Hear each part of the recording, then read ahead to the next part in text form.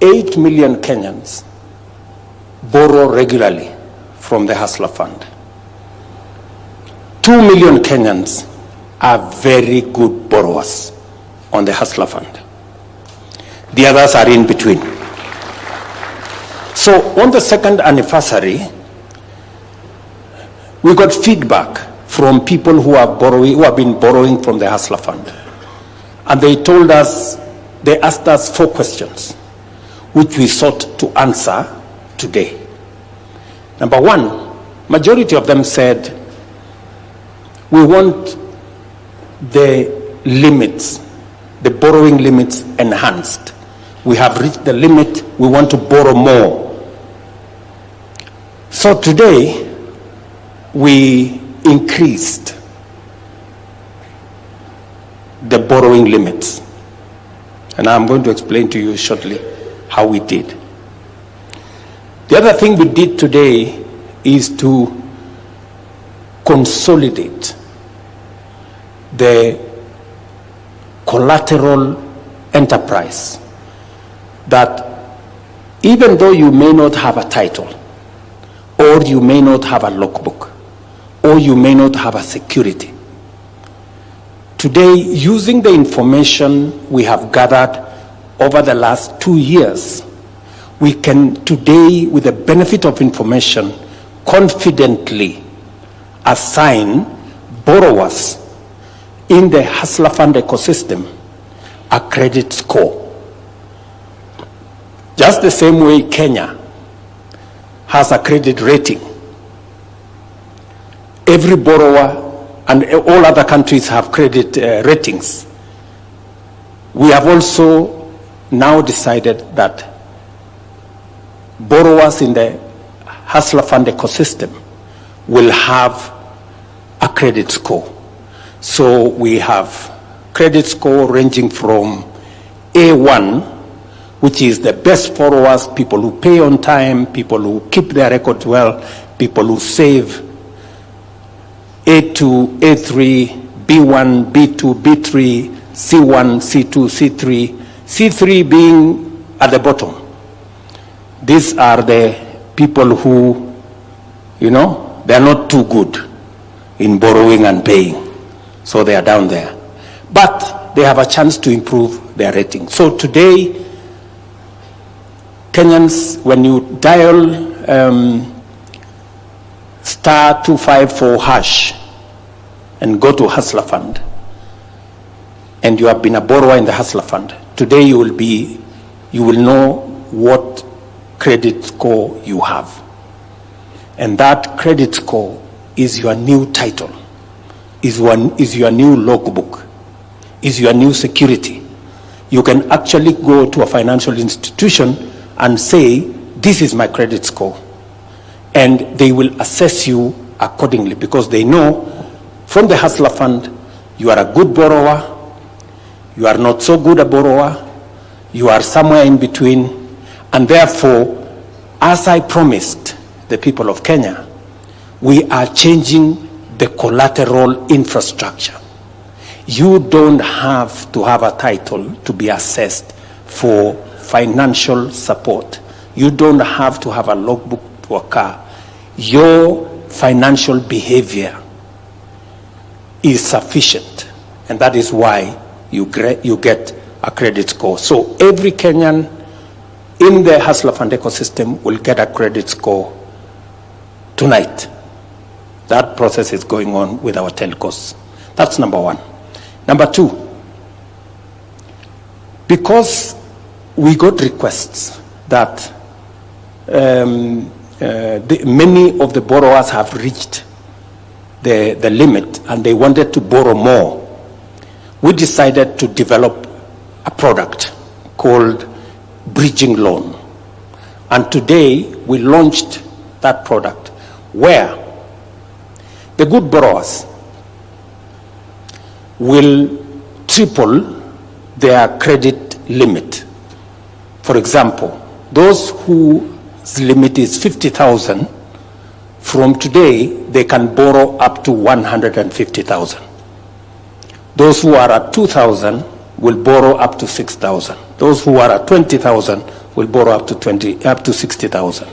There are others in different categories whose limits will have a multiplier effect of 3, as I said, 2.5 in some cases, double in some cases, 1.5 in some cases. A total of 1.5 million borrowers in the Hustler Fund tonight will get new enhanced credit limits. That is the second item that is going to happen. And it is because of the feedback we got from the borrowers in this ecosystem. Number 3, many borrowers have told us 14 days is too short a period for us to pay back. Can you consider doubling that term loan, that term? Again, today, under the bridge loan, we have increased the time you will take to pay from 14 days to 30 days. And you can continue from there. The fourth thing we have done today, again, is to have a conversation about what borrowers have asked us. What happens to our savings? As you are aware, when you borrow in the Hustler Fund ecosystem, saving is mandatory. And saving is mandatory because in Kenya, we have a serious gap in borrowing. It is one thing that I made a commitment to this country that we must rethink our borrowing. And I am very happy with the progress we are making in matters borrowing. Not just in Hustler Fund, but globally as a nation. Those of you who may want to know is that our savings as a percentage of GDP has always been in the region of between 8 and 12%. Other countries in our category are in the region of 25%, others 40%. China, for record, is at 55%. And when you have money that is saved, if you have a good saving culture, then you build a big enough resource of resources that can be used for borrowing. It begins to give you long-term money, patient money that can be borrowed, and it helps to bring down interest rates. Just for context, let me tell you where we are. Our National Social Security Fund has saved in 60 years 320 billion in 60 years, because we have been saving on average 200 shillings per person. And you remember I had a very serious quarrel about it. Of course, I have since pushed the needle. I discussed with the stakeholders. We managed to negotiate the court cases that were in court, and we finally have a new arrangement. Today, every employee saves 6% of their salary, and every employer adds another 6%. That will eventually be money belonging to the employee. Do you know what has happened? The 320 billion we have saved in 60 years, we are actually going to double that money in 4.5 years.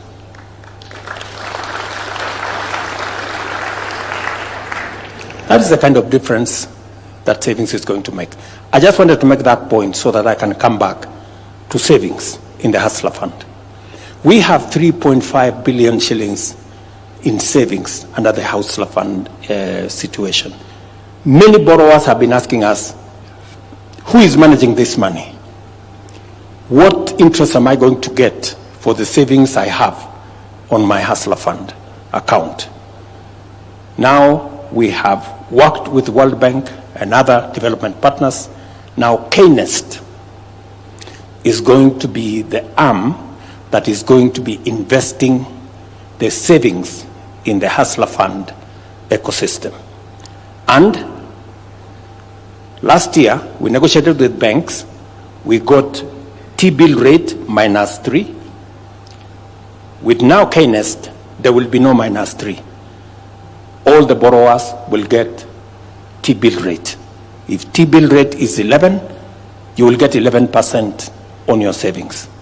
If it goes to 12, you get 12%. It is also an opportunity for those of you who have little money somewhere in an account where banks are paying you 3%, 4%. It is time you move that to the Hustler Fund and you will get 11%. It is good information. Whatever you do with it is up to you. So,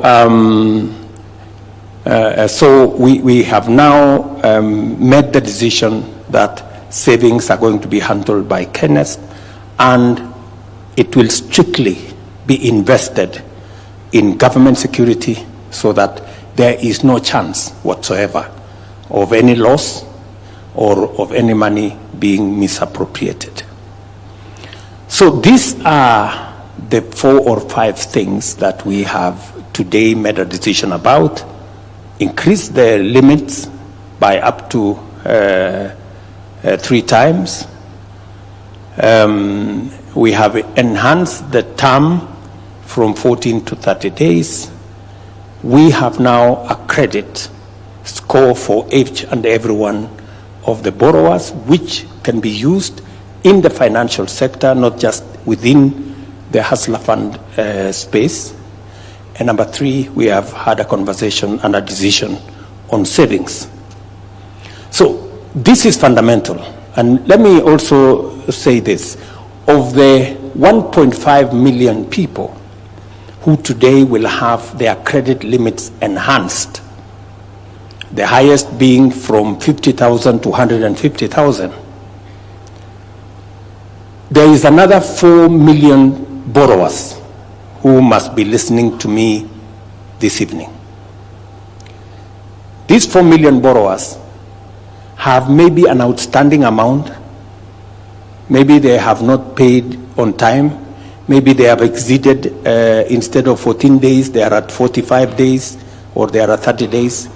If they pay, these 4 million borrowers, if they pay their outstanding, the window for them to be moved to the bridge loan, which then doubles or triples their credit limit, exists.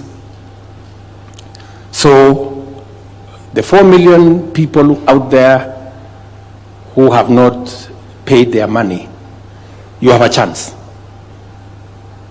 We're going to assess you. Once you pay, we're going to assess you for 2 months, and then we will graduate you to the bridge loan. We want many to come on board.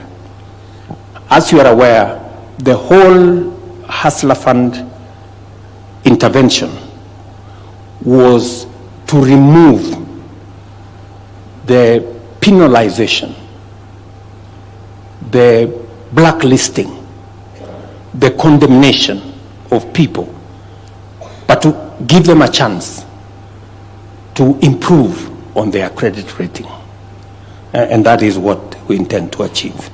So that is one item that I wanted us to have a conversation about.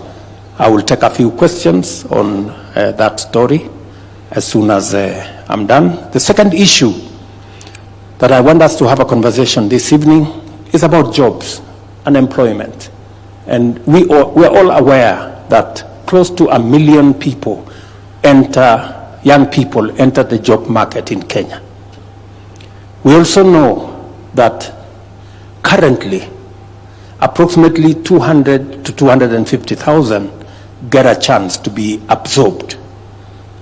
And we have about 700,000 people who get into the job market, and they have, to do one thing or another in the informal sector. And therefore, it is important for us to think as a country on what do we do with the 700,000 people who walk out of college, walk out of school, walk out of university, and there is no ready employment for them. Again, this is something that I spoke to and have a plan about in our manifesto. And I can say confidently that for the first time, we have a demonstrable plan on how we are going to create jobs. Creating jobs is no longer an exercise in guesswork. We must be deliberate, we must be intentional, we must have a plan. And this evening, I want to tell you about 4 of the interventions that are currently underway that I committed to the people of Kenya in terms of how we are going to create jobs. Number 1 is labor mobility. And I have my team here. They are going to, I'll give them a chance to tell us what kind of progress are we making in that space of labor mobility. I have had occasion to personally sign off some of the bilateral labor agreements. I was in Germany with the German Chancellor. We've signed off with another 3 or 4 countries. As I talk to you, my team at the Ministry of Diaspora and the Ministry of Labor are working on 19 additional labor agreements, bilateral labor agreements with different countries. That's 1. And we are going to discuss the numbers shortly.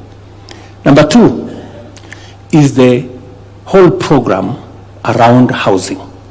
How many jobs are we creating for engineers, for architects, for quantity surveyors, for electricians, for plumbers, and a whole lot of them in that space. Number 3 is digital jobs. What are we doing in the digital job space? What are we doing with Jitume? What are we doing with Ajira program? What are we doing with all our TVETs? What are the numbers looking like?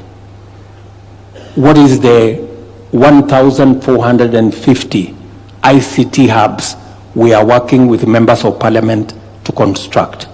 How is that going to look? And shortly, we're going to share with you the numbers. And number 3, or is it number 4?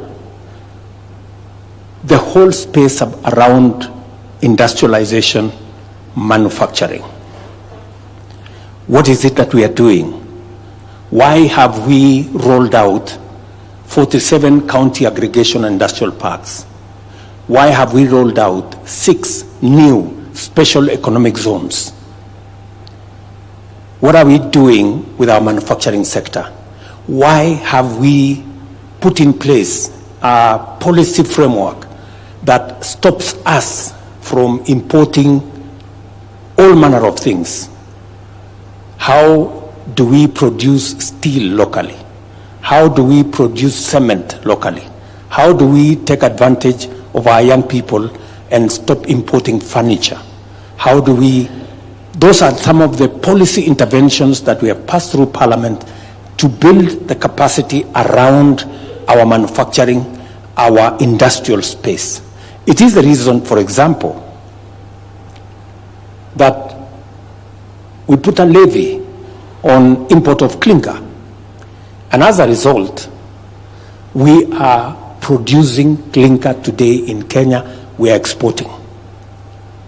Many companies that had closed down have now stepped up.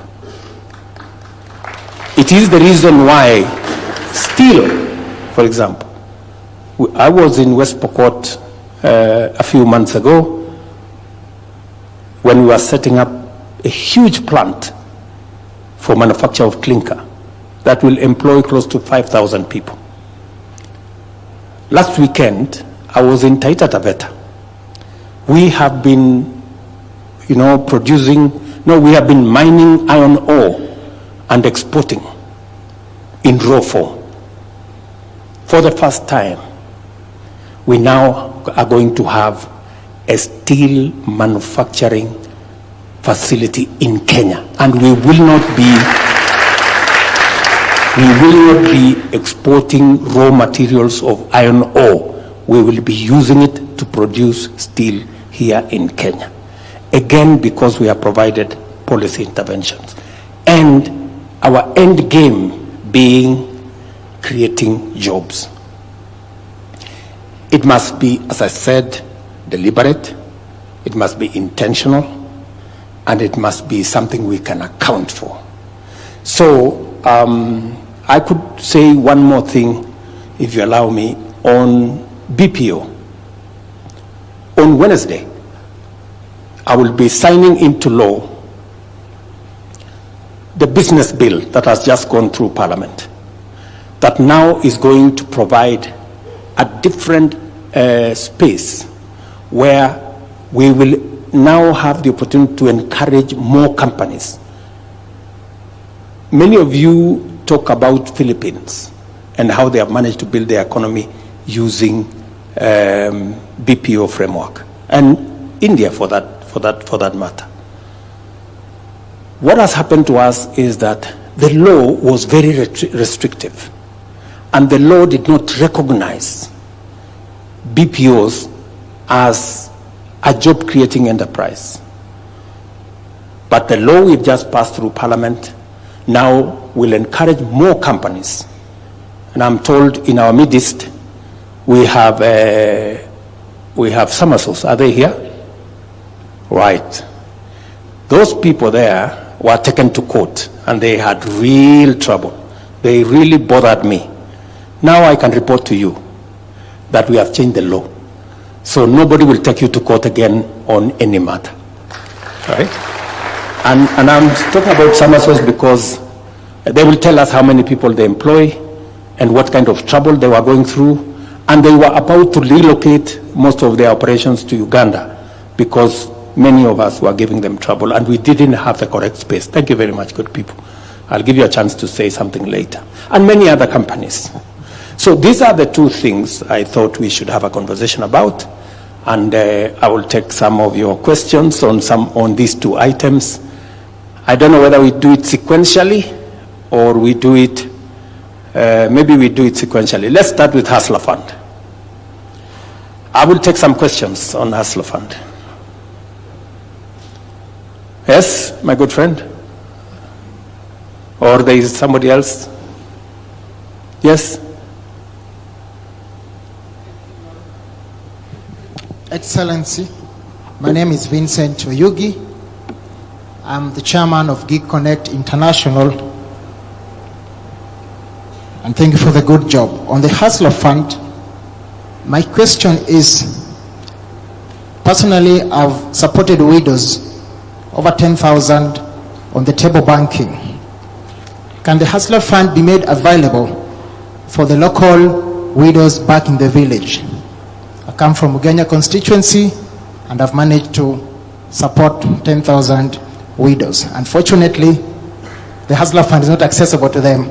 Thank you so very much. Finally, can all these funds, Your Excellency, be consolidated?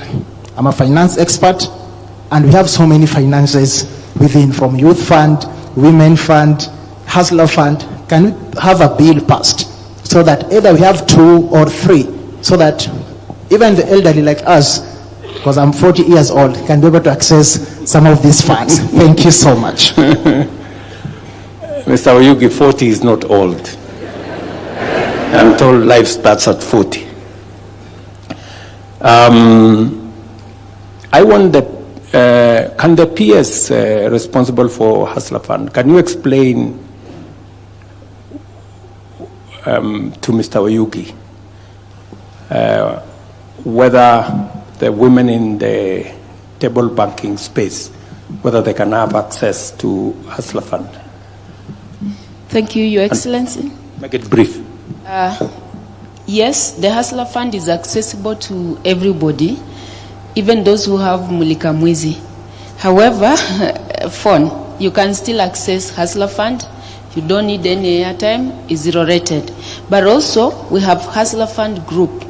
When we launched, we realized that because of the digital divide, gender digital divide, so most of the women there were not accessing well. So, but right now we are engineering and we are going to come to groups. So you can mobilize them into groups, we'll be onboarding them, and then we help them now how to access the group loan. So it's there, it is accessible. Thank you. Yes, and Mr. Oyugi, I agree with you. In fact, there was, I wanted to bring together all these funds, but we have many stakeholders, and they are very protective about the different funds. But I think as we consolidate the practice and see which funds are doing well, I think we will eventually want to consolidate it into one fund. But I agree with you. I am a believer in table banking. I have seen what table banking can do, and it is the reason why we came up with a group loan. Maybe then you can liaise with my peers so that as they re-engineer, they can take into account some of your suggestions and the experiences you have from working with women under the table banking arrangement. Yes, young man from some school, I think. Thank you, Your Excellency. My name is Simon Mugo from Kenya Medical Training College. We do appreciate we as the young people for the efforts that you have put in place to ensure that we, the young people, we get job employment once we complete our schools, and also from various skills that we are having. History has demonstrated that there is some kind of mistreatment which are happening to our own people. Those who have gone abroad, and let's say, just to mention like the Arab countries, what are some of the measures that you have put in place to ensure that our people are safe outside there? Thank you, Your Excellency. Alfred Mutua, I'm sure you are somewhere in this. Yes, can you answer Simon? Simon says, what is it that we are doing to make sure that, is it you or is it Rosalind? Maybe you can have a go first. What exactly, I missed the question, Your Excellency. The question was, there are some people who are mistreated working abroad. What is government doing? One of the challenges that we've had for a long time is the ability of Kenyans who face problems being able to connect with the government to be able to assist them. We have ensured that Kenyans that go to different countries go to countries that have signed the International Labour Organization agreements. So they adhere to international organizations agreements. However, we have found out that our embassies overseas have not been fully equipped to really sort out problems. For example, I remember in the case of one country that I went to, people say they couldn't access any help from the labor attaché or the ambassador. So we have set up systems, including phone numbers, and we're about to set up an app for people to be able to report when they are in problems. As I think Diaspora will be able to also explain, is that we have also set up safe houses so that you can actually leave your employer and go to a safe zone, which will be translating, you will be assisted to come home. Your Excellency, I'd like to clarify at this juncture that we hear many stories of people saying they went to a country, they're not allowed to come home, they can't access medical care, and all those things. What usually happens is that when you go to a country to work, you go under a visa. Most of the time the visa is tied in to the employer who employs you. When you decide to move jobs and quit that job and you go work in the street or go work for somebody else who's giving you more money, your visa gets cancelled. You are out of status. That means some of these countries, your medical care is tied to the employer. You cannot seek medical treatment from a hospital. When you go to the hospital, they arrest you and they ship you back home. So Kenyans, some of them don't want to be shipped back home. So we are trying to encourage Kenyans that before you quit your job, please talk to our labor attaches. Let us go through the process of seeing how you need to move from one job to another job. Yes, Excellency. Thank you. Rosalind, I think you have some information. Maybe you could just say something.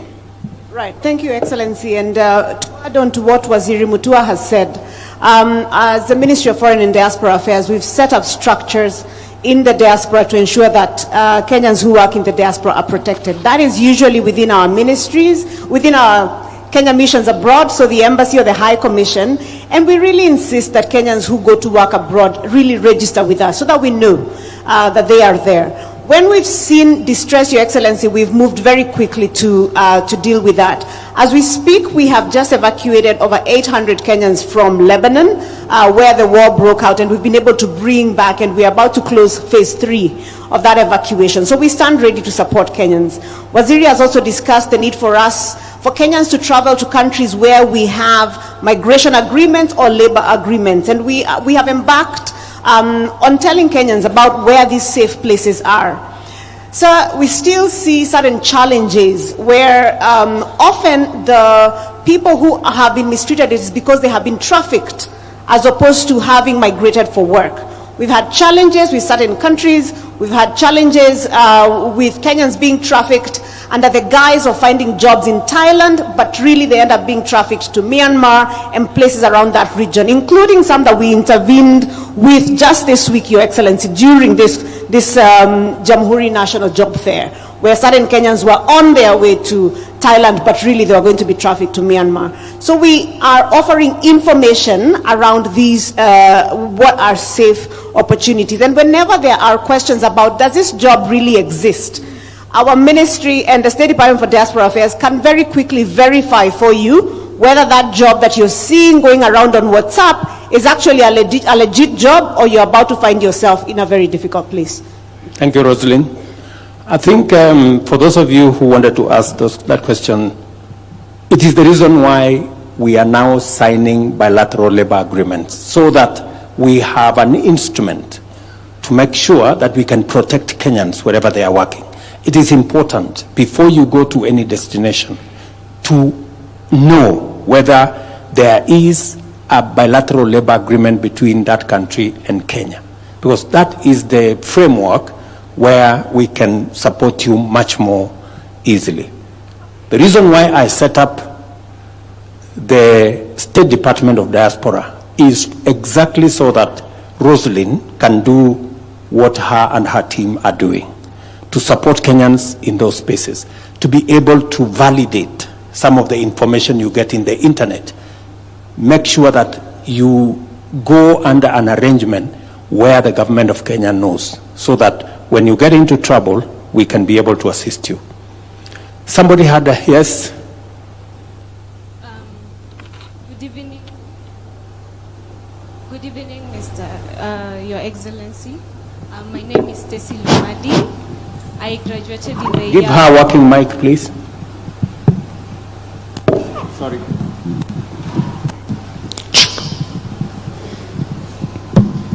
My name is Stacy Lumadi. I graduated in the year 2022, and since then I've not been employed. I understand the meaning of tamaking. Currently pursuing Masters of Development in the University of Nairobi. And my question is on Kazi ya Maju. It's a good initiative, especially when you're looking at remittance impact on the economy. But there is a high processing fee for jobs, be it Qatar, be it Europe. Are there plans to initiate course for those getting jobs, even if it's providing loans? Thank you very much, Ms. Lumadi. Alfred, you are the owner of that space. That's a very good question. You see, the whole essence of jobs overseas are for you to be able to live here and go get a good job. Now, there are two kinds of jobs. There are two kinds of offers, mostly. There are companies that say, we want nurses, for example, or we want teachers, or we want riders, or we want ICT specialists. And we will pay for the preparation of those candidates to come to our country. We will pay their medical fee, we will pay their air transport, we will pay money for them to do the necessary tests they need to do at the station and all that. And they pay for everything, and the agency that gets a job will probably charge you maybe 10 or 20,000 for their processing fee, or will actually be paid by those companies a service fee, so they don't have to charge you anything. And those are now 100% what quote unquote free. Those are fine in between. Then there are others who say, for example, in Australia, who say they want nurses. They can take our nurses from medical training college who have diplomas, because they're not allowed to work as nurses in hospitals. They can work in nurses at aged care, making approximately 500,000 shillings a month. But before they go, they have to do certain exams that the Australian government wants them to do. And if you add up the exams, including English test, it comes to over 100,000 shillings. Then they have to pay their ticket to Australia, about $1,500. And then they have to pay etc. So you find that if you want to go to Australia, the Australians say, we want you here, but we're not going to pay for you to get here. You get here, we'll give you the job. And they give you the job before you get there. So when you get there, but then now you have to come up with 250,000 shillings. So you don't have to go, but if you choose to go, then you realize how much you have to pay. Now what we have done is that I have had meetings with financial institutions, and I've asked them, can you provide a facility to our young people who don't have money to go overseas, and they pay these fees for their ticket, etc., etc. And they said yes, but we need surety. I said, I'll write you a letter. They said no, because what has happened in the past is that a Kenyan will get a loan. As soon as they get inside the plane, they block the person who gave them the money, and they don't pay back. So they have had that history. So I have told them, you can't ask for a title deed for somebody who lives in a slum, or who lives in towns where the fathers don't have, the parents don't have a farm or something, or they don't have a car. So we have agreed that they can come to your house and they can look at what you have, what your mother or father has. Uko na TV moja, uko na couch moja, and then they can cost it, and they say, we're going to give you a loan on this as a guarantor. So that now, if you don't pay the loan, they take your mother's bed. So that will actually will help you actually process the loan. So we are trying many ways, and as the president has said, with the BLAs, we are pushing for companies that are actually pay for some of the costs, especially the cost of air transport, which are usually very high. Thank you. I think we have something else. Can PS SME say something? I think we have another ecosystem over here. Thank you, Your Excellency. In our ecosystem of MSME, we have Youth Enterprise Fund. And the Youth Enterprise Fund have a migration loan, labor migration loan. And the figures I have, they have processed so far 78 million and supported 354 young people. So this is available, but we are trying to see how do we even expand that ecosystem. Also urging our other agencies like Uwezo Fund. So our other agencies like Uwezo Fund also to introduce that financial product so that we get to support you, to facilitate you, also to leave something behind to your family, because that is always a challenge. Thank you. Yes. So as you have heard, it comes all the way from jobs that everything is paid for, including air tickets, to a situation where nothing is paid for. And there are all manner of in-betweens. But the CEO of the Youth Fund, Mr. Yes, you remember I had a conversation with you, and he can confirm that he has a financial product. Can you confirm to Lumadi, yes, that indeed under our youth fund there is a product that they can tap into? Thank you, Your Excellency. Yes, indeed, I confirm that in the youth fund we have a migration loan. The limit for that is 300,000 Kenyan shillings, And so far, the statistics are as read by the PS. Yes, I confirm, Your Excellency. So those of you who are looking for an opportunity, there is an opportunity funded by the government of Kenya, and if there are limitations, I am ready to enhance the budget to them so that we can get more.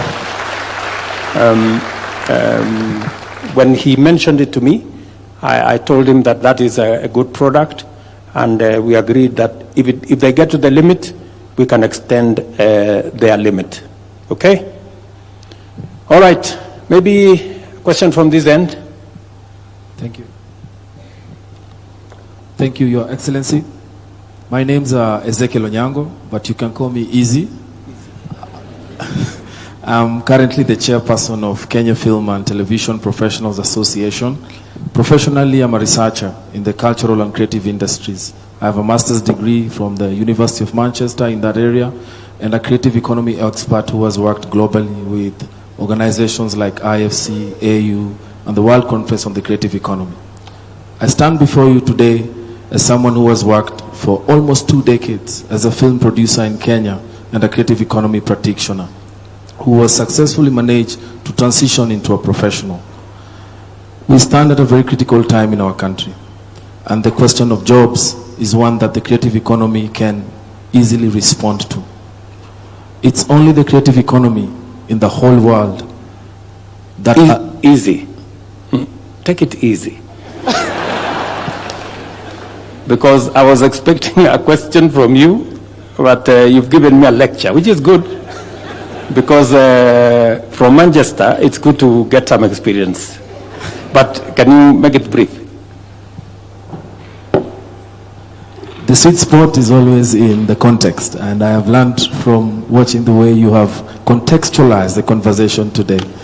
So I only thought it would be fair for me to put some context before my question, if you allow me, sir. Thank you. Bottom-up policies that promote the growth of talent-driven sectors like ours have been proven to work, especially in the creative economy, as we have witnessed in countries like Indonesia, where in 2023 they reported 4% contribution of GDP, which is equivalent to what the tourism sector has contributed in Kenya. While we appreciate the bottom-up strategy that you have, that has given us the State Department for Youth and Creative Economy, we as the creative industry experts feel like there is a tension where there is a bottom-up strategy but a top-down approach in implementation, where the industry has been left out, and that has left the State Department with systemic inefficiencies, and 2 years in, we are yet to even have a roadmap or a plan of how we can fix our systemic challenges. Before my question, I'll say to you 3 important areas that we need to address urgently as a country for the creative economy to respond. Number 1 is outdated policy frameworks, the case of old laws trying to tackle new problems. Number 2 is intellectual property. To every creative person, that is our title deed. That is our bargaining power. When IP is not protected, then we have nothing. And number 3 is the problem of piracy, the small endemic that has injured Kenya and no one speaks about. I can be able to demonstrate that in one financial year, Kenya loses close to 92 billion shillings because of piracy, both to government and industry. To my question, how does your administration plan, through the State Department, to resolve these issues inclusively, decisively, and set up a ground where these creative economies can grow and respond to job creation? Why I ask this question is, if we are not careful, there will come a time very soon where all the commerce that happens in the creative industry will happen overseas. Production will happen locally, consumption will happen locally, but the platforms in which we do our commerce will all be abroad. So what strategies can we put in place to ensure that creative technologies are integrated in the better plan to respond to IP challenges, the problem of piracy, and the problem of outdated policy frameworks? Thank you, sir. Thank you very much, my good friend. I don't have the people from the youth department here, but let me just mention to you that the reason why I made a policy decision that the sports fund, which initially had been spread to cover many things, including building hospitals and building all manner of things, I said that must now stop so that we concentrate the sports fund on matters to do with sports and the creatives. That is policy direction number one. Number two, you have said correctly about outdated laws. It is the thing I was struggling with, even with the BPOs. And it is the reason why on Wednesday we will be signing off to change the law in the employment space around the BPOs. And I agree with you that outdated laws have created a big problem for us.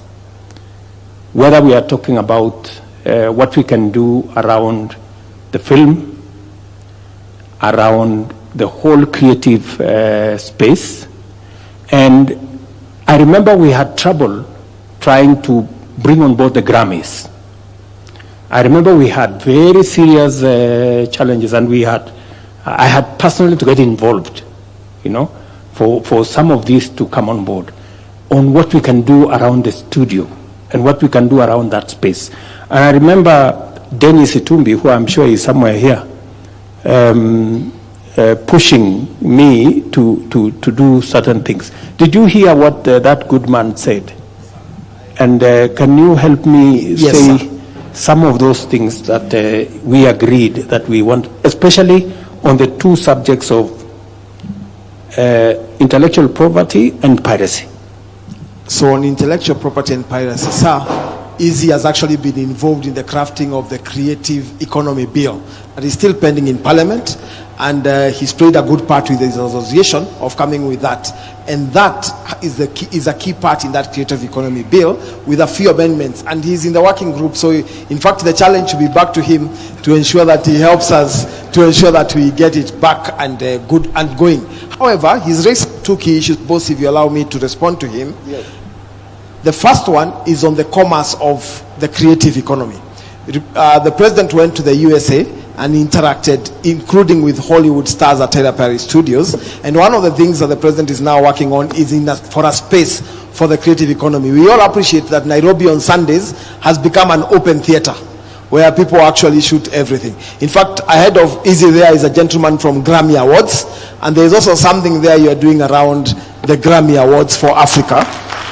And we have actually instructed the State Department to pay so that then the Grammy Awards can be hosted in Kenya. There are a few things to unlock, and this gentleman has an appointment with you this week to unlock that part. So on that part of commerce, we are not only interested, but we are actively playing a part on it. Finally, the president has already given instructions, and I've written to you a letter from our Office of Creative Economic Coordination for us to begin bidding for the World Creative Economy Conference in 2027 to become the first African country to bring the world sector here, because that will unlock the entire creative economy. Thank you very much. Let me help you, Dennis. Actually, the money for Grammys we already paid. We are not about to pay. We already paid 500 million shillings towards that, and I'm sure the gentleman from Grammys can confirm that that is the direction we are going. And so I think back to you, the motions are going through in Parliament. The creative bill is going through specifically to remove the challenges you have highlighted, to update the law so that we remove outdated legislation, to provide for a sure footing on matters intellectual property, and also to deal with the challenge of piracy. And we couldn't agree with you more. And thank you very much, Easy, for being part of the solution. By offering your knowledge and expertise to support the development of the bill, that is how we manage to solve problems. Thank you very much. Now, we are still, we got lost. We were still on Hustler Fund. We now went to, can I take another 3 questions on Hustler Fund, and then we can move to the jobs. I have a gentleman there, and then I have a lady here. Okay, yes? Thank you very much. Thank you very much, Your Excellency. Yeah, my name is Moguna Victor from Kenya Medical Training College. And my question stems from the statistics that you have given us today, that 24 million borrowers are borrowing the Hustler Fund, but only 8 million are the active borrowers. So how is the government ensuring that this over-indebtedness is catered for, and the insurance that the funds is going to continue providing the loans to the borrowers? Thank you very much. You know, we don't want to push anybody. You can sit down, Victor. We don't want to push anybody into blacklisting. We leave the doors open for the other Kenyans who are not doing well. And we believe that at some point they will wake up to the reality that this is the best product they can ever get. So that's the case. And for your information, we have continuously, because the repayment rate around Hustler Fund is around 80%. So we have a big resource that is revolving. Most of the money is actually revolving. We just add a little money every year to make sure that we keep the system going. So you shouldn't be worried about whether there will be adequate funds to make sure that there is money for borrowers to borrow. We already taken care of that. Madam?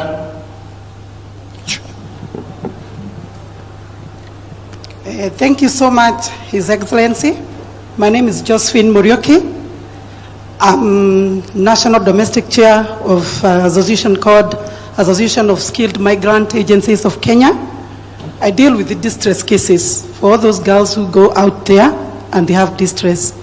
And I'm also an agent. I'm a director of Samurai Recruitment Agents. I've been in this industry for the past 12 years. And first of all is to congratulate you, because we've never heard of this or seen this before, of a president who is caring for our children. Especially me being a mother, I feel so bad when youth comes to my office looking for opportunities and I turn them away simply because they cannot afford the ticket to go out there. And we are pleading as agencies, Your Excellency, that we need to come up with the solution, because once we bring this issue of our youths being denied funds to go out there, if we do interviews and they pass those interviews, we find that we are compromising the quality of our skilled out there. And if I can attest, like I had attended Saudi Arabia HR Expo in 2023 and 2024.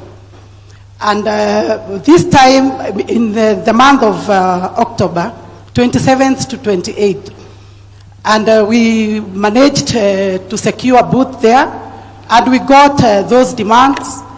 And the biggest problem or the biggest challenges that we are having is that if the company out there, they are asking for these young people to pay for the freight, they cannot be able to pay for the freight or to manage to get the money to process their documentation, since simply because they have been out of school, they have loans like help loan, and it is good because you have come and you have come up with the solution. But the only thing we can say, or we can advise, or we can request you, Your Excellency, tembea kule nje, open those doors so that we can have more bilateral agreements. Tuache kutegemea na ordinary 3 markets. In our licenses, they are indicated very well that we can only deploy housemaids or house managers to Qatar, UAE, and Saudi Arabia. We have so many bilateral agreements that are in some of these desks that have not been signed. And the only solution that we can get here, it is by opening those bilateral agreements. Hata vijana wetu hawatahitaji kukopa hizo loans, because once we have more markets, our skills, we have more demands, and we will be able now to assist our youths. Thank you so much. Thank you, Madam Muriuki. We had said that we concentrate on Hustler Fund, but everybody is going to, I think jobs is a big thing. Okay, let's have a conversation about jobs. So, Madam Muriuki, you have said that you are among the recruitment agencies, is that right? So you're among the lucky ones, because we had 1,400 and something recruitment agencies. We have registered about 1,000 because they were crooks. We chased them away. You are among the few who remain because you are straight. And I must commend, they are honest Kenyans who want to do an honest job. And they want to support our young people. It is the reason why, Madam Muriuki, I have taken it upon myself to have a diaspora desk, a diaspora state department, whose job is to scout and make sure that we sign bilateral labor agreements so that we can open more markets for our young people. As you are aware, we have now worked on making sure that we go beyond, we also sign for professional jobs, teachers, nurses, clinical officers, engineers, and all the other categories, so that we, in the past, it was just limited to what you are saying. And I don't know whether it is Josephine or Rosalind, sorry. So, Rosalind, you want to say something about it? Thank you, and thank you, Ms. Muriuki. We've broadened our market significantly. Just this year, Your Excellency, we signed an agreement with Germany that opens up a skilled workers market for Kenyans to play in that space. And the size of that market is huge. The size of the market itself is over 250,000 people, and it depends on how many Kenyans who are able to play in that space. We also in September signed an MOU with Austria, which has similar numbers and are able to take up more opportunities. We are currently in discussions with other countries, including Ireland and elsewhere, to open up these markets. So this movement to open up more opportunities is very much on course, Excellency. And it's part of your KPI? It is, yes, indeed. It is part of my KPI, and we have an entire Excellency agency that is specifically tasked, the Diaspora Placement Agency, tasked with ensuring that this happens. So we are very much on this. Okay. And let me also mention the following, that a market like Germany, which has an array of professional, skilled, semi-skilled opportunities. The size of that market is 250,000 people. We are possibly the only, or among the few African countries who have space to be able to take citizens to that market. I would ask our recruitment agencies to step into that space and support young people who are going into that space. And it is important for me at this point to ask, in the last 2 years, how many Kenyans have we facilitated to get jobs abroad? Alfred? Your Excellency, we have over 218,000 Kenyans have left the country to get jobs overseas. The target is to start pushing at least 700,000 to 1 million a year. And that is why we've started this move of taking the job opportunities to every county. Because before, people were not aware of the opportunities and people don't have money to come to Nairobi or to visit these agencies. So we are taking the agencies and the jobs all the way to the counties, and we will be publishing the available employment opportunities on our government website, on NAIR, or even in my Facebook. I'll be telling you, look here, these are the opportunities, this is what is needed, so that regardless of where you are in the country, you have a chance to come and compete for those opportunities. I know in this auditorium we have recruitment agencies. We have people who run recruitment agencies. Is that correct? Are they here? Can anybody who is running a recruitment agency, can they stand up? So all you good people are in that space. Let's clap a round of applause for them. Asanteni sana, you can take your seats. I want at least one or two of you to step forward and tell us, in the last 2 years, how many Kenyans you have assisted through your recruitment agency to find jobs abroad. We have one lady there. Thank you, Your Excellency. My name is Monica Mwema. I run a recruitment agency called Monisa Company Limited, and I have run it for the last 10 years. In the last 2 years, I have been able to deploy over 3,000 Kenyans, both skilled, semi-skilled, and even others for a little low-cadre jobs like housemaids. I've been able to take Kenyans engineers to UK. I've been able to take teachers. I've been able to take nurses, housemaids, lady drivers, and even people to work in farms. Thank you. Thank you very much. You said about 3,000. About 3,000? Yes. In the last 2 years? Yes. Okay. So of these 218,000, you can account for 3,000. Yes. Can I have one more person who, yes, behind there? Oh, yeah, all right, whatever. Thank you, Your Excellency. My name is Daniel Maroria. I run an agency, TDM International Limited. For the last 2 years, I've managed to recruit around 2,500, both skilled and unskilled. Majorly, I do Qatar demands, mostly on security guards, like when you go to Hamad International Airport. I've managed to recruit, for the last 1 year, I've recruited around 700 guards. How much money are the guards paid, Mr. Marori? For recruitment? No. For salary? Yes. Do you know? Yes. Right now, they are paying us a basic salary of 1,000, then 300 reals. 1,000 shillings or 1,000? No, Qatar reals. Yes, which is like how much Kenyan shillings? Which is around 35,000. That is the basic salary for 8 hours. But most of our guards are getting more than 50,000, 45,000 plus because they are working for 12 hours. Especially for those candidates who are working in Hamad Airport. They got training and they are now screeners. And most of them also are working as fire wardens, whereby most of them, they are giving us good feedbacks, and they are also sending us more clients to assist.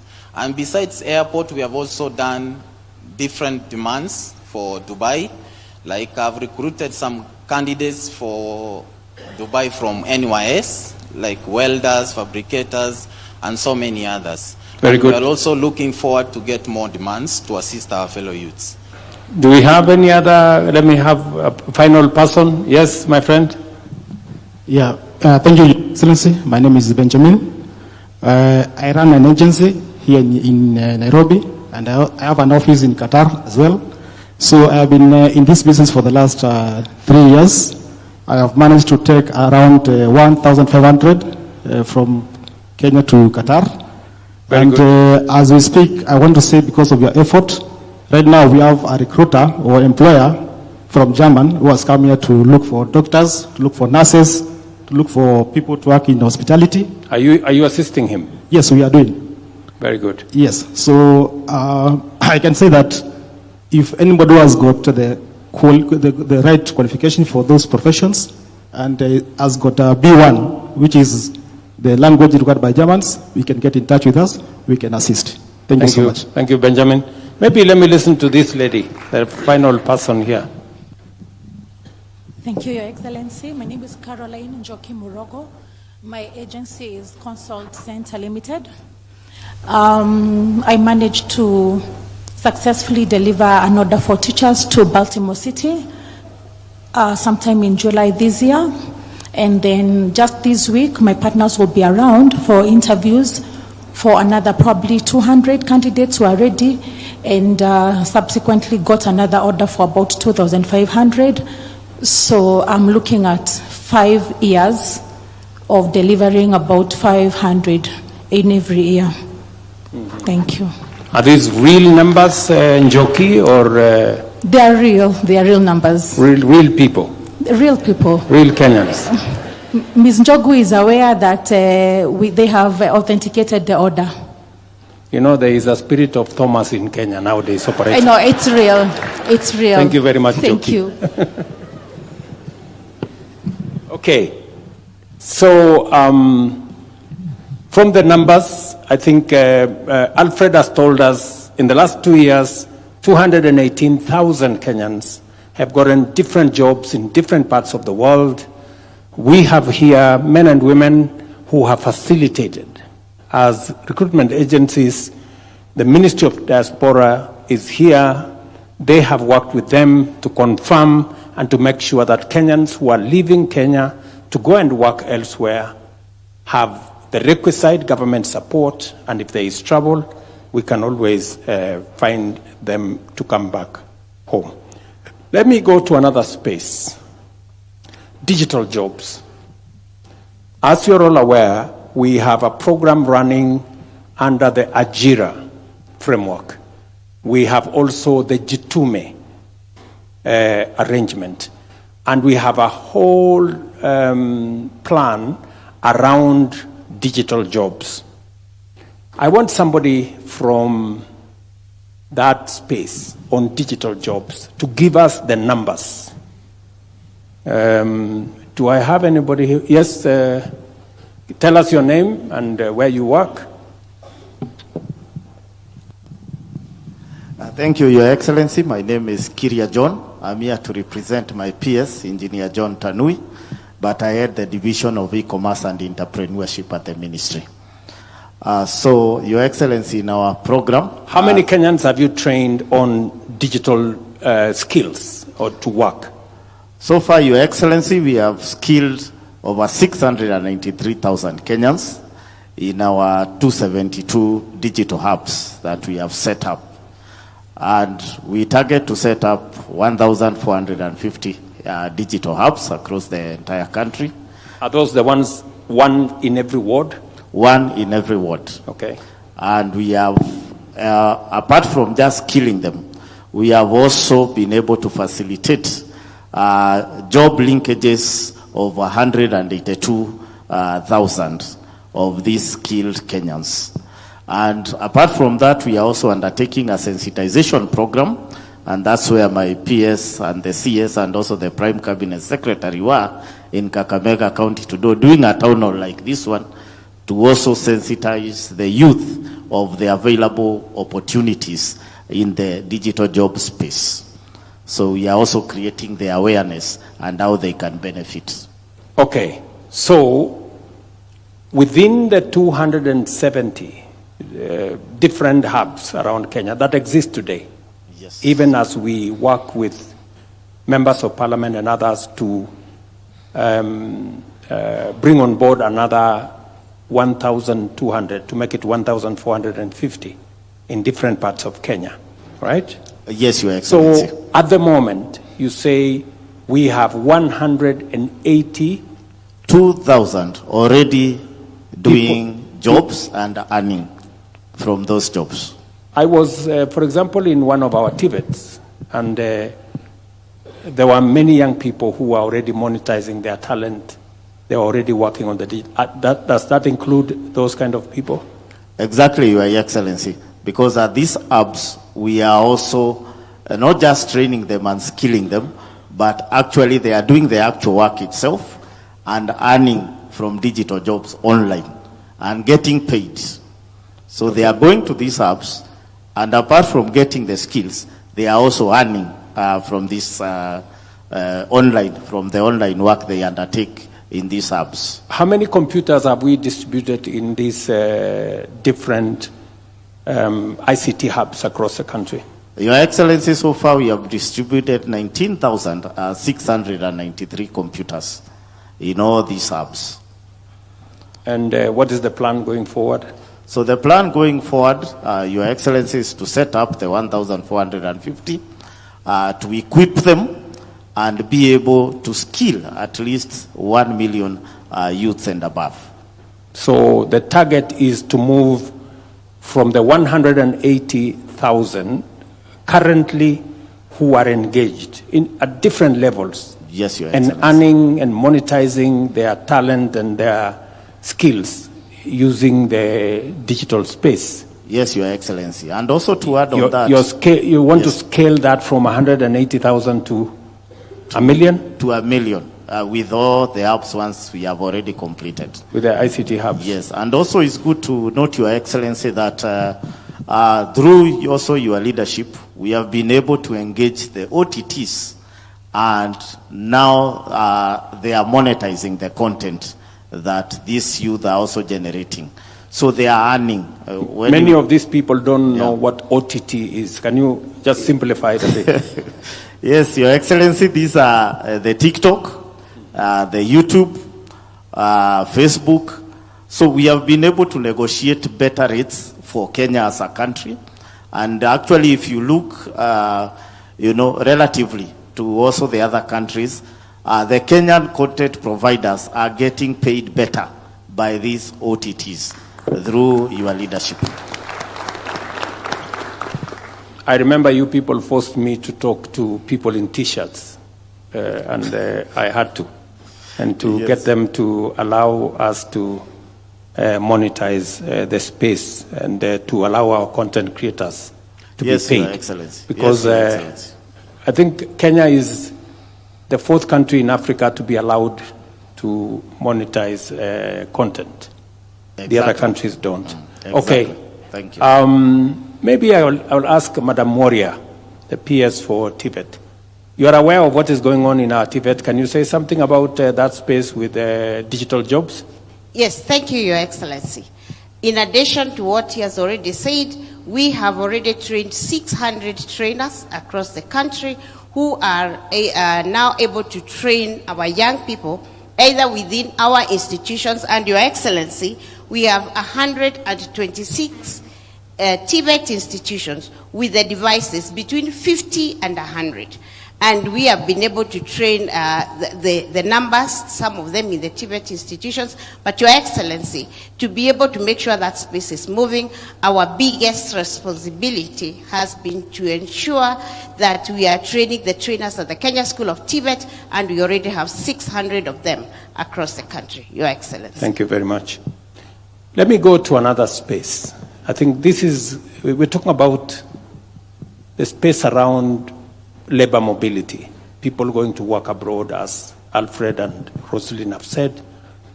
We are talking about digital jobs, people working in our ICT hubs. Many people have been asking me, why am I so passionate about ICT hubs?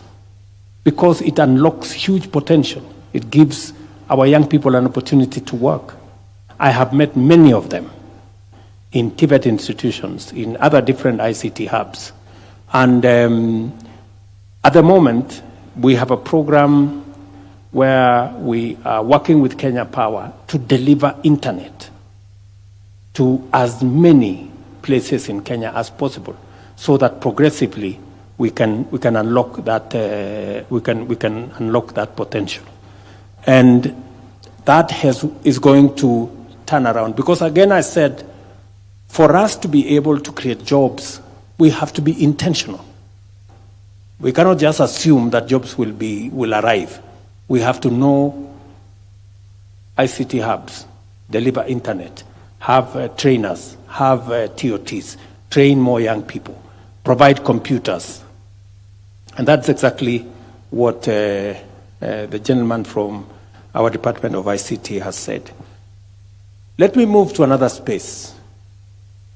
The space around industry and manufacturing. I think P.S. Abubakar is here. What is the space around, why are we negotiating, for example, a new agreement with America on matters to do with textile? Why are we doing more special economic zones? What are the numbers like? Thank you, Your Excellency. I think, Your Excellency, your strategic shift or your strategic intent in all this is, first is to subsidize production, 2 is to incentivize value addition, 3 is to expand the market, and 4 is to de-risk private investment. So what we are doing in terms of the market access, we are expanding our market access from the US. Now we have an economic partnership agreement with UK.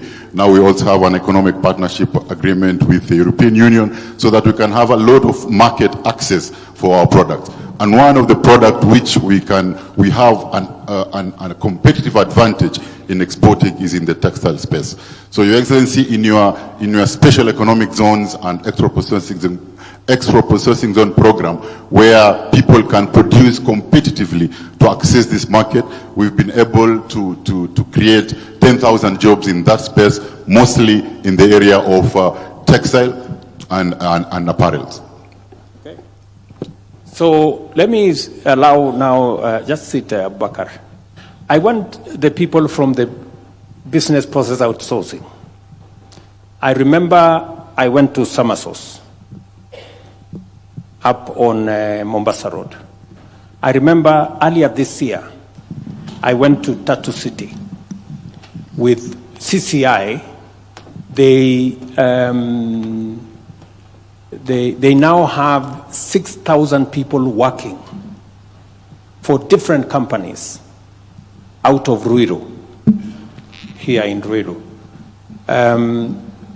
What is going on in that space around the BPO, Madam? All right, I appreciate that. My name is Anpisa Lola. I'm with SAMA. And if I'm just to paint a picture in the BPO industry, I'm going to talk in terms of numbers just to show how big this industry is and why it's important for us to literally focus, especially when it comes to creating jobs for the youth. So SAMA is a BPO. In Kenya alone, we have to the tunes of 3,500 employees. And this is full-time job, benefits, medical cover, all that. And we have not even scratched the surface. Okay?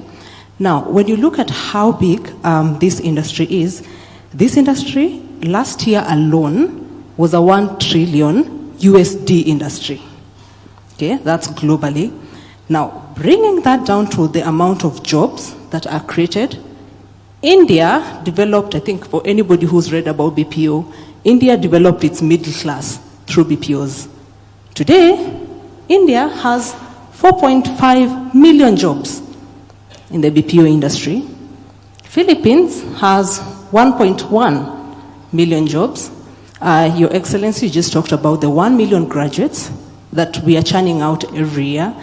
And from an industry expert, I'll tell you, Kenya delivers quality job than India and Philippines.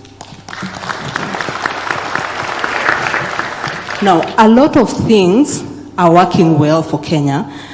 Easy, I literally quoted your word like old laws trying to tackle new challenges, and we appreciate the progress that you're doing in the BPO industry, because today, when you look at Kenya, the BPO industry right now is heavy on English. I mean, North America accounts for 41%. I challenge anyone here that Kenyans have better English than the other regions I spoke about. Yeah?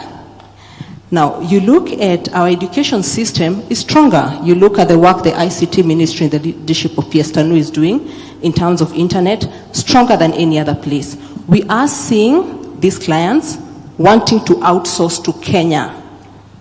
And Kenya is not cheap compared to the other. I just want to demystify that.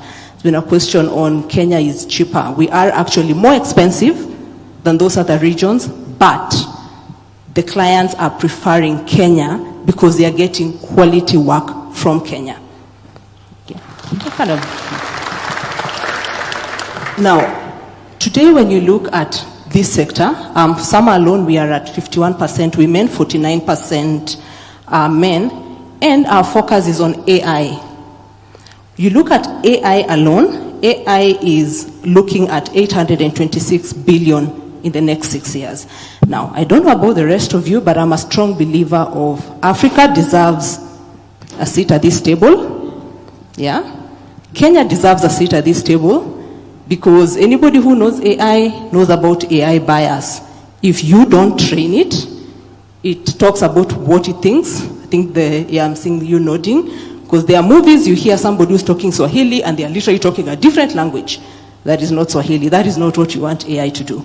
Yeah? So, Your Excellency, I think just in conclusion, is just appreciating the initiatives around defining this space and defining a space in such a way that it's both good for the workers because, defines what is the criteria, what is the wage, what is all that around, but then also attracting more investments in this country.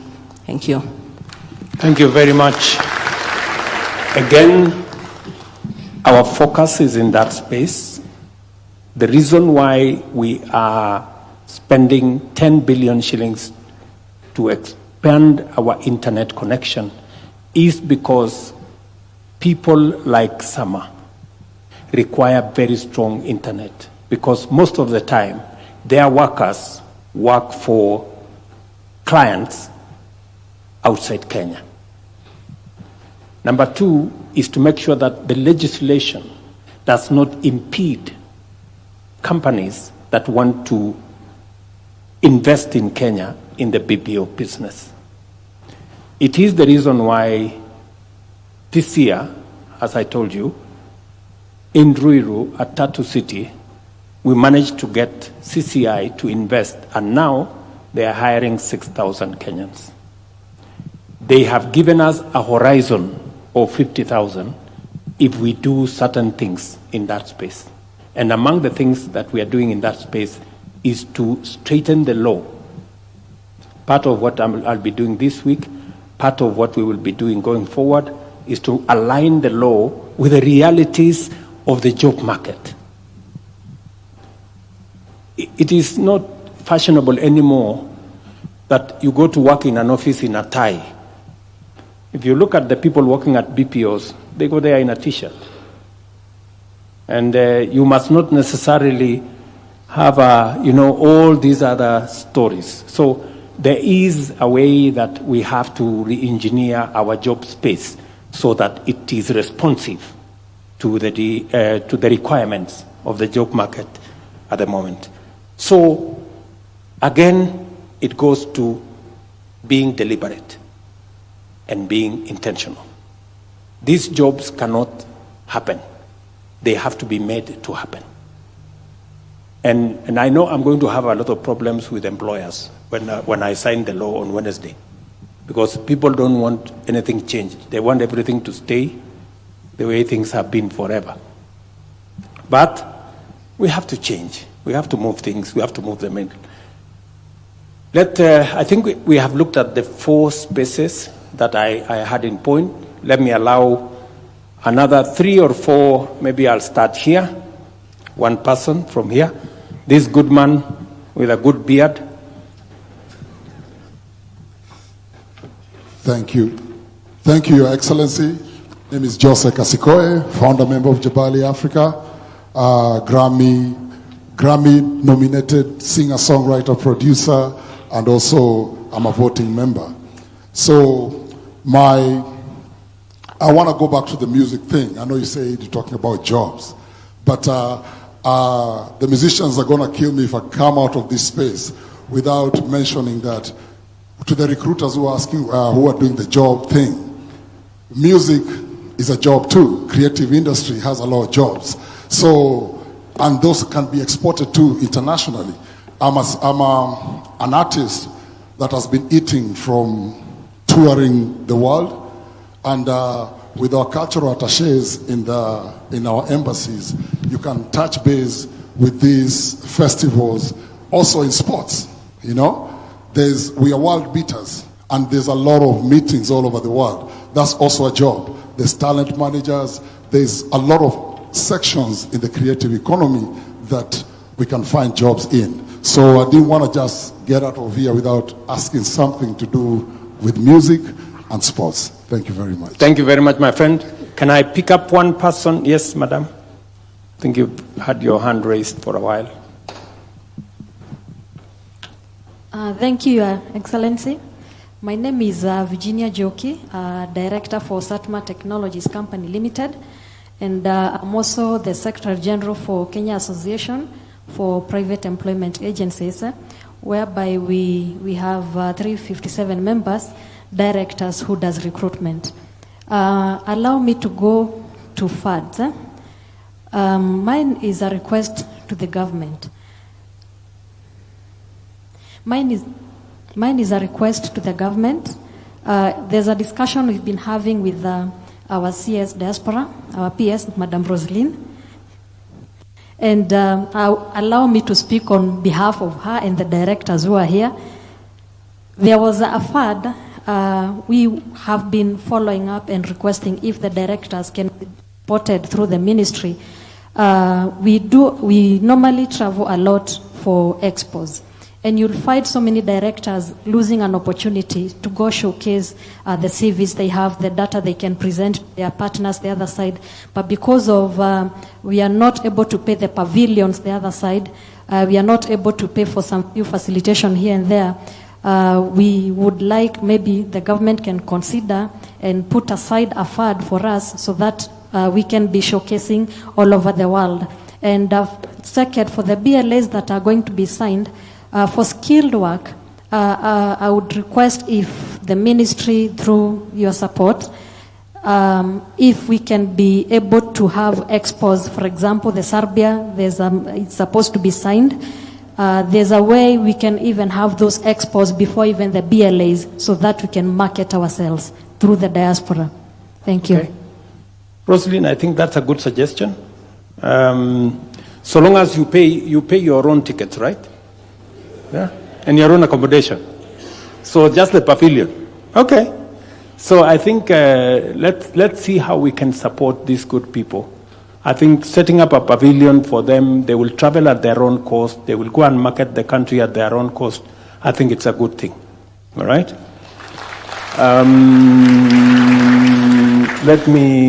I don't know. I think, okay, let me be biased. Let's give it to the lady again. Asante sana, my president. Kwa majina naitwa Esther Mwangi kutoka Makadara Viwadani, kijiji ya Runga. Nitafanya tofauti, nitaongea kwa lugha ya Kiswahili. Endelea. Asante. Mimi ni mama mboga, mmoja mwenye alifanya kazi kubwa tupate hii serikali. Niko na furaha siku ya leo kupata nafasi ya kuongea na wewe Mr. President. Nashukuru Mungu kwa sababu ni kwa neema yake. Nakushukuru sana na serikali yako Mr. President kwa sababu ya hii nafasi ya kazi. Vijana wetu wamepata kazi na kwa hii kazi ya majuu. Lakini swali yangu siku ya leo, mimi kama mama boga na wengine tuko huko nje, na wengine wenye tumefikisha miaka 46 kwenda juu, hatukupata hii kazi mtahani, na tuja benefit na pesa ya uzee kwa sababu tuko hapo katikati. Sisi wa mama boga wenye tulifanya kazi kubwa kupata hii serikali, wengi wetu tukaacha boma zetu zikaharibika kama yangu, kwa sababu wazee walikuwa wakipigania pande nyingine tofauti. Tulikuwa na shida, mzee wangu alikuwa kwa mrengo mwingine, mimi nilikuwa kwa huu mrengo, na ninashukuru Mungu. Swali yangu siku ya leo Mr. President, nikiwa nimesimama kwa hii congregation, nauliza aje. Mimi mtu akona 46, mama boga, sijapata kazi kwa vijana, sija benefiti kwa pesa ya uzee, sijaenda majuu, niko wapi? kwa hii kazi. Watoto wangu, ukikumbuka wakati ya siasa pale Karen, nilikuambia social yangu hakusoma, mama yangu hakusoma, mimi sikusoma. Bado niko huku. Mr. President, najifunia kuwa kwa hii serikali. Na nakupenda sana kama president wangu, mwenye nilipiga magoti sana nikaombea. Sisi mama boga tuko wapi? Aya. Tulipoteza familia, tulipoteza mabwana. Nitakujibu. Asante. Asante sana.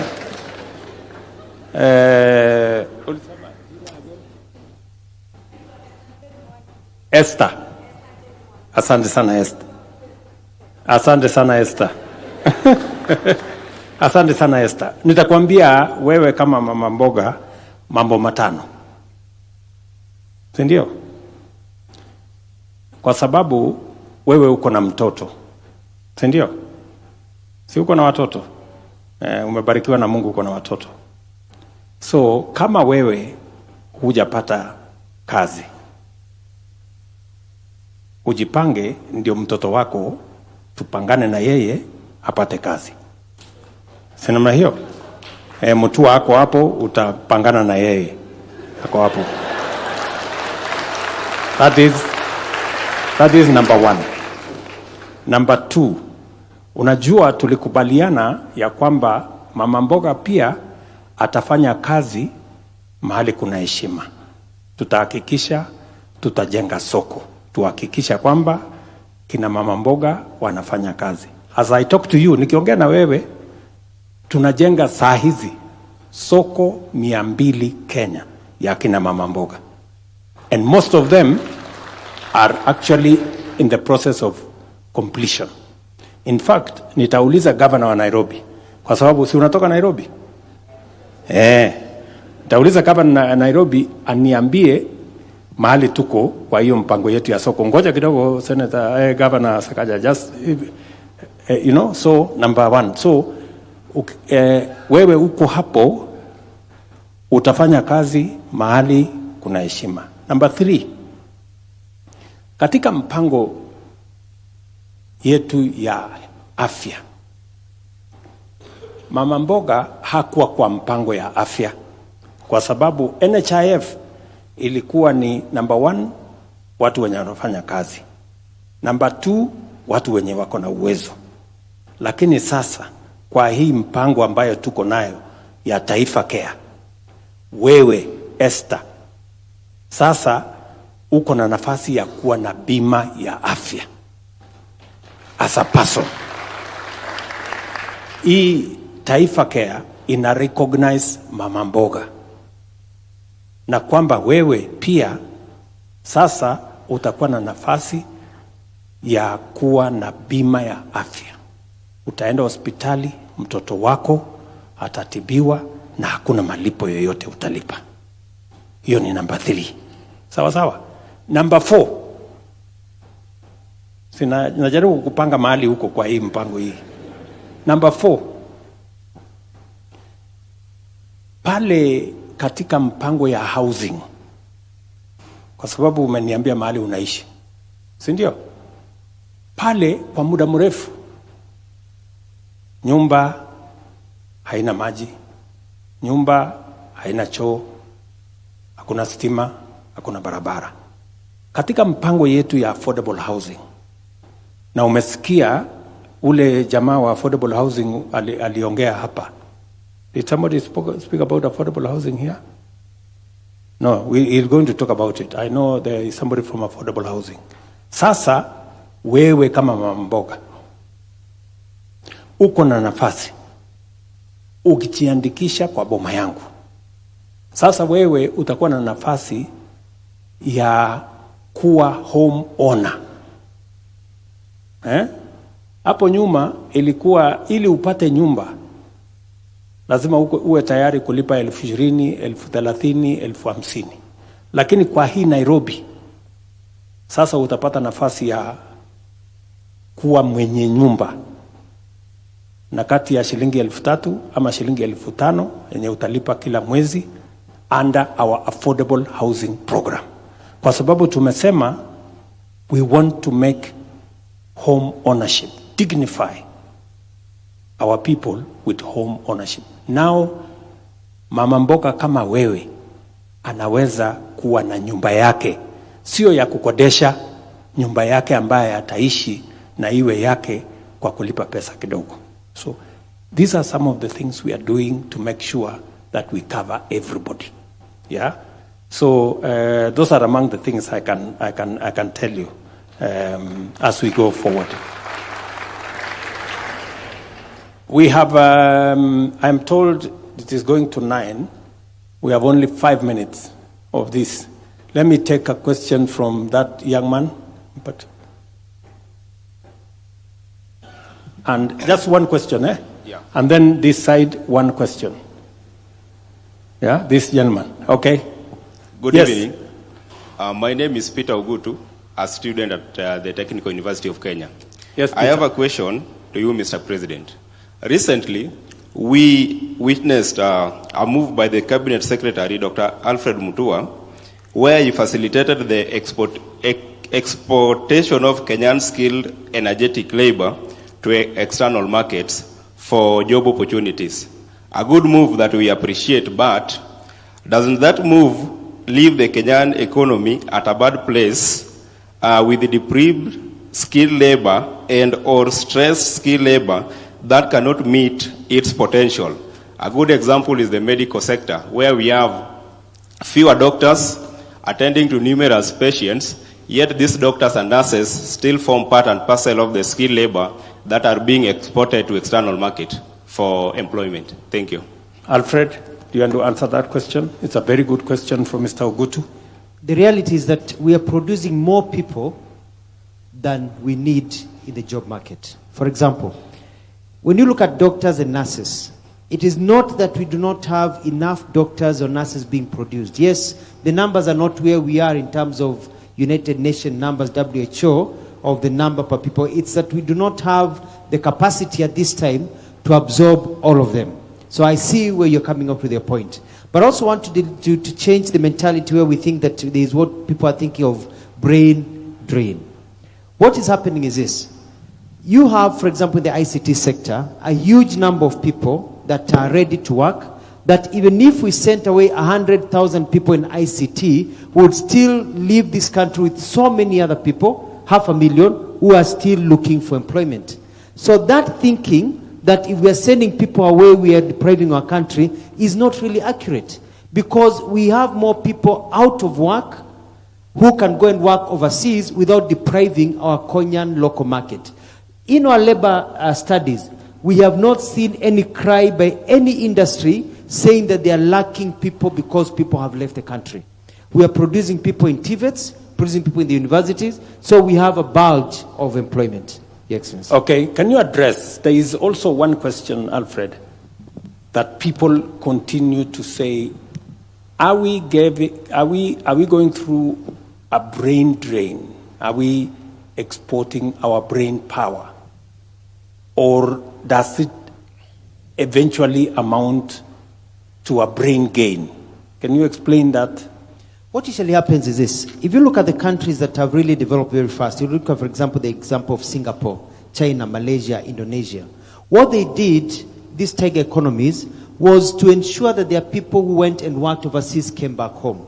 We are calling this labor mobility because when you're going to work, it doesn't mean that you're going forever. You're going to work for 2-3 years and come back. What we have realized is that when you go overseas, you're able to gain skills. When His Excellency was in Germany, we were talking about Kenyans going to work to produce the German vehicles. So you go to Germany as an engineer, you produce the vehicles for 2 to 3 years, then you come back home. What happens? You're bringing back new talent. Kenya is actually getting brain gain. You're bringing new ways of doing things. When you talk to the construction industry, for example, construction industry are now looking for people who have worked overseas. If you are a plumber, if you are a mason, if you are an interior designer, and you have worked in Dubai, the big companies working in Kenya want to employ you because your skills are a bit higher than the market, than the population in Kenya that is competing with you for the job market, because you have gained new skills. When you go to the UK as a nurse, you go to the US as a doctor, and you gain new skills in those hospitals that you're working in the US or in Italy and other places. When you come back, you're hot cake because of the brain gain. Thank you very much. And I think just to buttress that point is that, you know, the people going out, they are going out for short contracts. This is 3 years, maybe 5 years. After that 5 years, they come back home. And when they come back home, they come back home with added skills. They have gained experience. They have worked in a different market.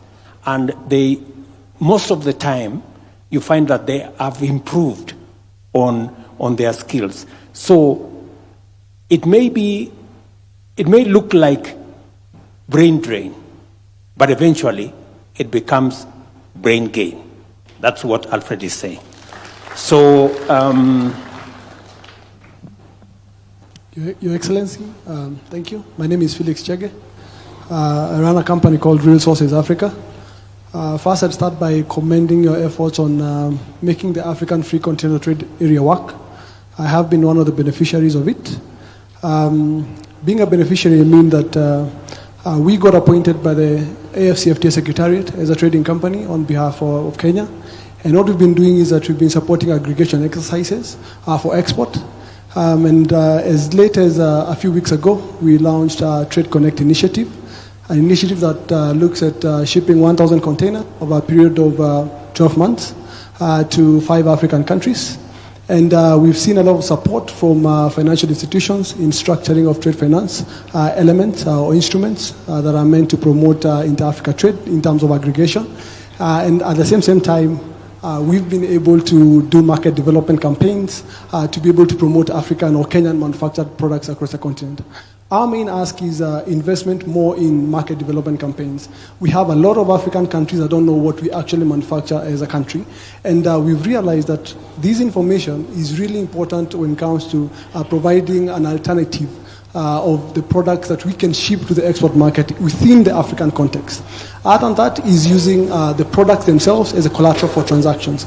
We've been able to work around an aspect of how can we get our manufacturers to use the products that they manufacture as a collateral when going to the export market. We're looking at, or our ask could be, how can we use the credit guarantee scheme that you have already initiated to convert it to be an export guarantee line that can be used by our manufacturers to be able to guarantee them payments after they ship their products. Other than that, I thank you for really looking into the protocol on youth and women in trade, and we've leveraged on that to be able to access a lot in terms of just opening doors at the Secretariat. I'm a 27-year-old, and I'm privileged to be among the people who represent this country at the Secretariat. Thank you very much, Mr. Chege. Just Chege. Thank you very much, Mr. Chege, for what you have said. I think you put it so well that you've given me some homework to do on some aspects. And I will take back the homework and see what we can do better. But congratulations on what you're doing on behalf of many young people in Kenya, taking advantage of the Africa Continental Free Trade Area. It's a market of 1.4 billion people, and Kenya needs to move full speed and take its space and place in that market so that we can better leverage the market infrastructure that exists in the Africa Continental Free Trade Area to benefit our own enterprises and our own people. Good people, it's 9 p.m. and I am told it has to stop. I know many people would have wanted to, but as you are aware, this has become now our way of transacting. So there will be another occasion for us to go through this again. Let me congratulate all of you. Thank you very much for taking time. I know all of us are busy people, for taking time to ask your questions, to seek the intervention, clarification. Thank you very much to all the teams that have participated here this evening. And my very best wishes as we work together towards creating opportunities for young people, for our nation. It will take effort, it will take collaboration. I know Sakaja was supposed to tell us something at the corner. Sakaja, do you want to say anything, or I can leave it there for now? Thank you very much. God bless you. Have a great evening. Asante. A round of applause for His Excellency as we stand.